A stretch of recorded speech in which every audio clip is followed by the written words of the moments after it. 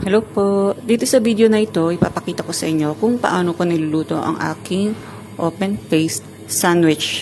Una, gawin po muna natin yung filling. Mag-isa lang po kayo ng sibuyas, bawang, mushroom, spring onion. Tapos yung chicken na hinugasan ko lang. Makikita nyo rin po yung mga spices sa screen na ginamit ko. Yung chicken, hinugasan ko lang po siya sa may suka, tapos pinanlawan ko ulit para lang mapamatay yung bacteria. Ayan, lutuin lang pong maigi hanggang sa medyo matuyo-tuyo na yung sauce niya. Ayan. Ang ginamit ko po dito ay burger bun.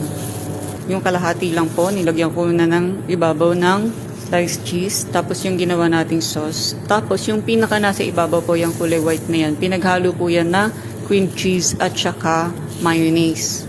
Yun lang pong dalawang yun. Tapos sa top, cheddar cheese. Mas okay po dyan pag mozzarella para hindi masyadong maalat. Bake nyo lang po hanggang sa mag-brown yung ibabaw. Ang sarap niyan, promise. Thank you for watching. God bless you all. Merry Christmas po.